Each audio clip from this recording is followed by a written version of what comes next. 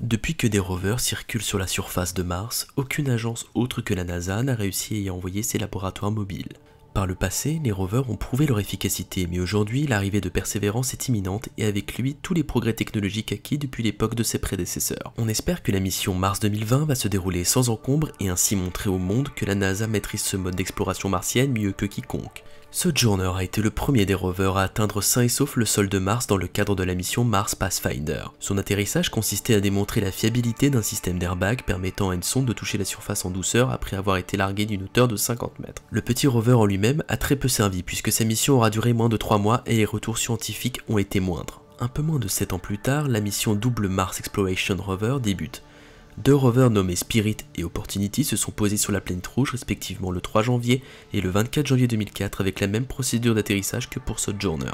Tout s'est bien passé pour eux et même mieux que ce à quoi les ingénieurs et les scientifiques pouvaient espérer puisque les deux robots ont largement dépassé leurs objectifs initiaux fixés à 600 mètres de distance à parcourir et 90 jours de fonctionnement. Dans le cas de Spirit, il a transmis ses dernières données scientifiques le 22 mars 2010, soit 6 ans après son arrivée. Mais sa durabilité n'est rien à côté de l'exploit d'Opportunity qui a survécu près de 9 ans de plus que son jumeau et est devenu injoignable le 13 février 2019. Lancé en 2011, le rover Curiosity est l'un des rovers les plus avancés à avoir foulé le sol martien avec ses capteurs et son laboratoire intégré permettant d'analyser les roches. Le rover a permis d'effectuer de nombreuses découvertes quant à la recherche de vie sur Mars. Grâce à un nouveau générateur électrique de type nucléaire, le rover a pu fonctionner par tout temps et fonctionnera jusqu'à l'épuisement de son système électrique prévu pour environ 2026. Un autre rover a été lancé durant l'été 2020. Il présente des similitudes au niveau du design avec Curiosity.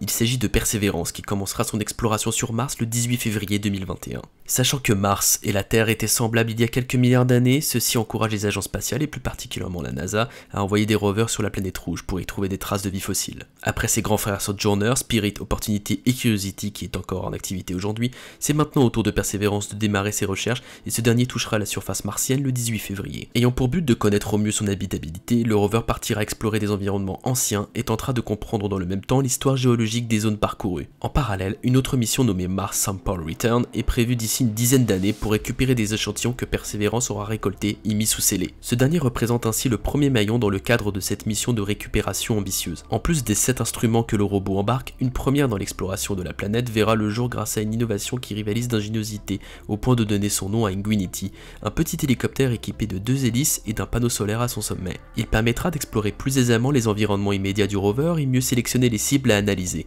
Cependant, Ingenuity est prévu avant tout pour tester le bon déroulement d'un vol sur une autre planète. Tout ce petit monde devrait se poser dans le cratère J0, un bassin d'impact d'un diamètre de 45 km abritant un ancien delta de rivière qui débouchait dans un lac il y a 3,5 milliards d'années.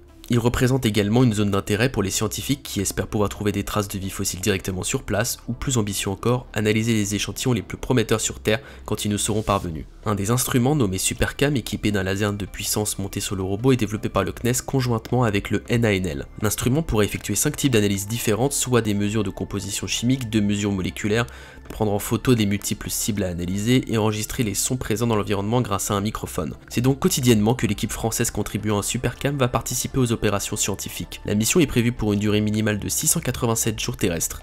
Les 90 premiers jours martiens après l'arrivée de Persévérance vont permettre à celui-ci de tester tous ses instruments avant de laisser Ingenuity prendre son envol.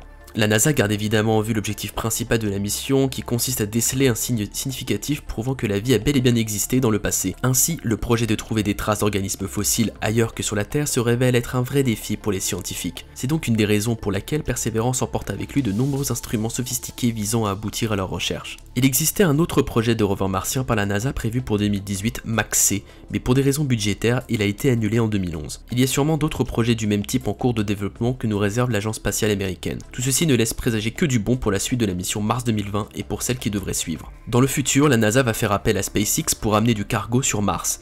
Des Starships se poseront avec le nécessaire de ressources pour supporter l'arrivée des astronautes sur Mars et attendront sagement qu'ils parviennent jusqu'à eux. La NASA se concentre avant tout à préparer le terrain pour que l'homme puisse poser son pied sur la planète rouge. Il est nécessaire de scanner la planète à l'aide de sondes et rovers pour examiner le meilleur endroit où une mission martienne pourrait se poser. L'idéal serait ainsi un endroit riche en données scientifiques exploitables par des humains tout en s'assurant que le terrain ne soit pas accidenté pour permettre un bon atterrissage et un déplacement simple sur le sol martien. J'espère que cet épisode vous aura plu. N'hésitez pas à faire part de vos remarques constructives en commentaire et à suivre les réseaux sociaux sociaux de la chaîne que vous retrouverez via la description. Vous pouvez également rejoindre le serveur Discord si vous souhaitez rejoindre la communauté et ne louper aucune actualité relative à l'espace. Si vous souhaitez ne pas rater les prochains contenus de la chaîne, je vous invite à souscrire à l'abonnement ainsi qu'à activer la cloche pour être notifié. Merci à vous pour votre fidélité.